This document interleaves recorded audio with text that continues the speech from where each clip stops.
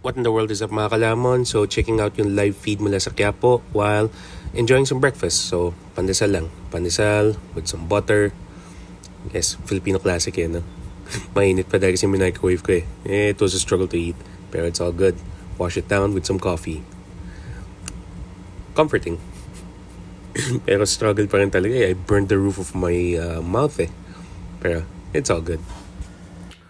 So today is Friday, so happy Friday sa inyo mga kalamon. And ngayong araw ay ang 2026 translasyon. So para sa mga kapatid natin na namamanata sa Puang Nazareno, sa mga kaibigan natin ngayon na nandun sa translasyon, no? Inaantay na masilayan o mahawakan ng andas or isalubong siya dun sa Quiapo Church mismo.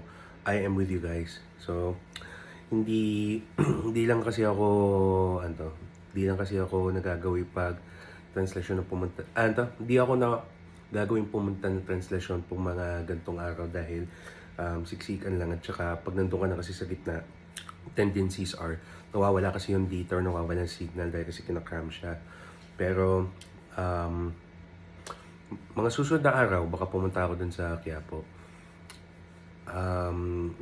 It always dawns on me na ang deboto kasi kahit anong gawin, ang pananampalataya niya ay hindi na ninag.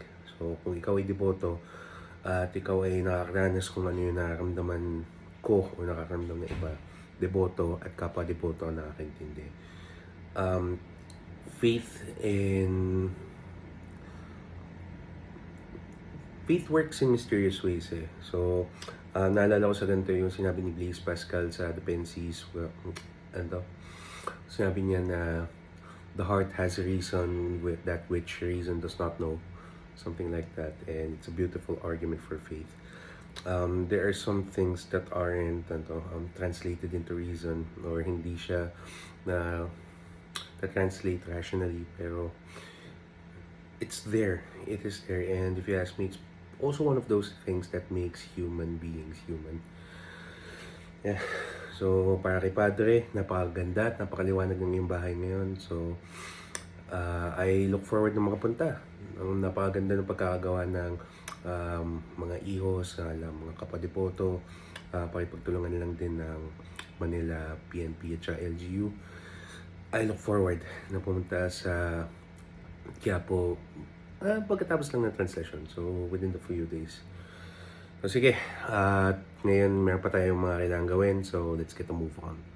As the day progressed, pinanood lang ang translasyon mula sa live and record-breaking na 30 hours ang tinagal ng translasyon ngayong taon. Viva Nuestro Padre Jesus Nazareno. Viva! Viva!